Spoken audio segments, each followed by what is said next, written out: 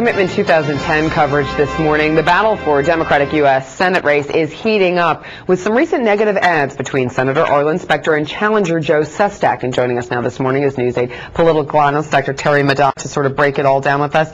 The campaign has really turned negative. Yeah, good morning. I'll tell you. And by the way, we're not supposed to call them negative. They're comparison ads. Okay. You know, I love the way they call negative commercials. It's all in the comparison. spin. Yeah, that's right, exactly. Yeah, and I'll tell you what, about 3 weeks ago, Arlen Specter had a 20-point lead. Okay. Joe Sestak has enough money, $5 million at the time, and he starts running a lot of negative ads. And guess what? The race is narrowed down to virtually a dead heat. Now imagine this.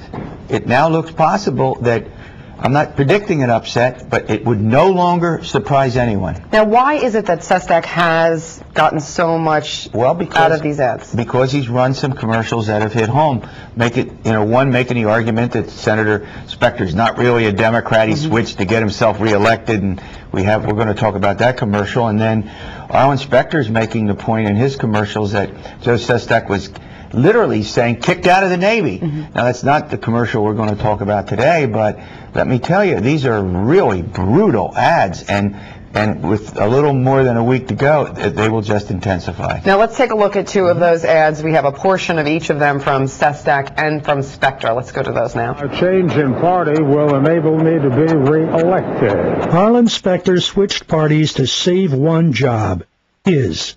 Sestak actually pays many of his campaign staff less than $4 an hour. So little, they qualify for food stamps. But Sestak does pay thousands a month to his own relatives on staff. They're pretty significant.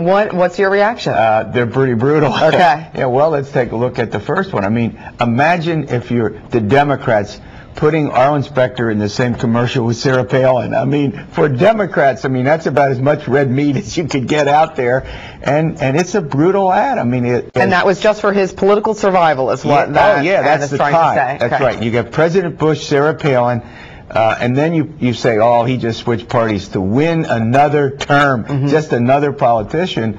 And then conversely, when you get Specter, I mean, for particularly unions, and you know, unions, there's a battle between Sestak and Specter for union endorsements, and they're very important in the Democratic Party. I mean, imagine saying, well, you paid your campaign workers, you know, they qualify for food stamps. I mean, these are tough commercials, and you know why they use them? Why? They work. That's my next question. What do voters think about this? Well, I mean, at the moment, they have to think something of them, because this 20-point lead that Specter had 2-3 weeks ago has dissipated, and we're now looking at, I mean, this is going to be a nail-biter. We could be up very late. I'm not saying necessarily. Could be up very late. Tuesday, a week from now, trying to figure out who won this U.S. Senate race. Well, we'll have you with us to break it all down. We will do that. Terry Madonna, thank you as always.